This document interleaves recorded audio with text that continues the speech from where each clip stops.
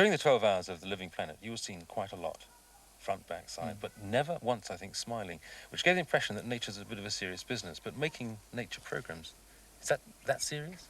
Well, the fact is there are a lot of laughs, particularly when it goes wrong. And whether we should actually make a film, well, maybe, I don't know what kind of film you're making, maybe there's got one or two of those in, but there are quite a lot of things that go wrong that make us fall about laughing. There is some life, actually, within this snowfield itself, because this snow is not white,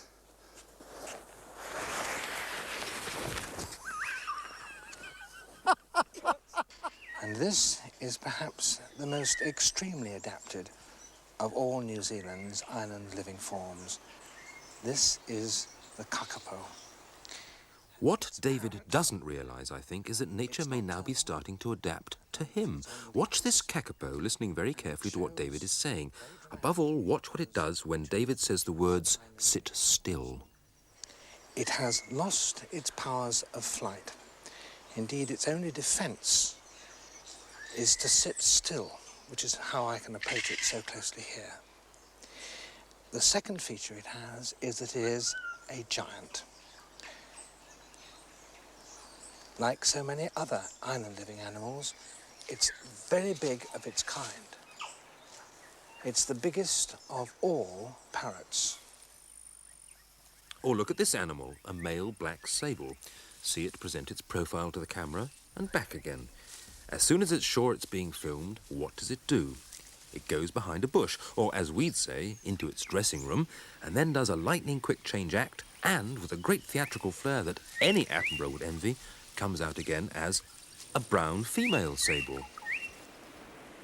Even a supposedly remote and deserted river in South America can show off and play up to David Attenborough. It's bigger, it's broader, and its waters contain not only sand and gravel, but are rich with nutrients that have washed in from the vegetation that covers its banks. And after it's crossed its last patch of rapids and tumbled over its last fall, it becomes a very different river indeed.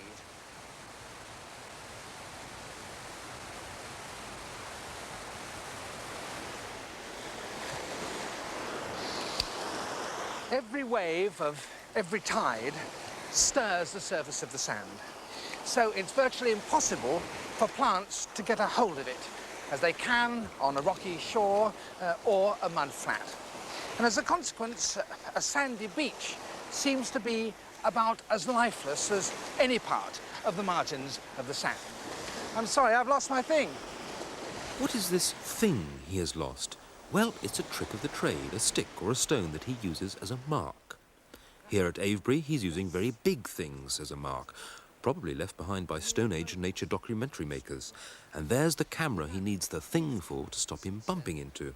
It's not easy walking and talking and keeping an eye open for things all at the same time. So a large backup team is needed in the Attenborough ecosystem, a team that normally we never see. It's absolutely clear that tomorrow we're going to be even more so. And the team has come up with a great idea. They're going to try the kakapo once again, but this time not mentioning the words "sit still," to see if it will sit still this time. It's a parrot. It's nocturnal. It feeds on grass and leaves.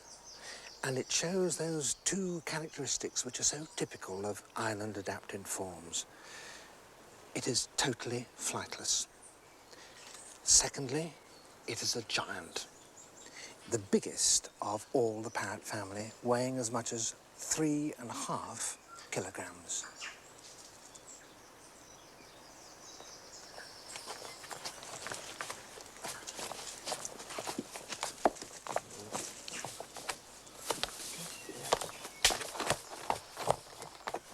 One last question, because in fact the rock you're sitting on is about to go up with a big bang.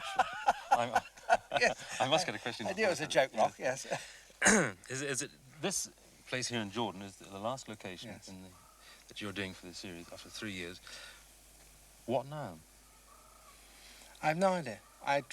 Well, I mean, I've got one or two ideas of the programs that we might do, but actually, truthfully, I haven't really thought about them, simply because after this, this has so obsessed all of our minds for so long that it's very difficult to see beyond it. Well, that's enough, I think. If we could explode the rock now, please. Oh, cut! The rock hasn't gone off. And so, all over the world, scarcely able to believe that the living planet is really finished, nature is going back into the bush, knowing that one day, surely, David Attenborough will be back again.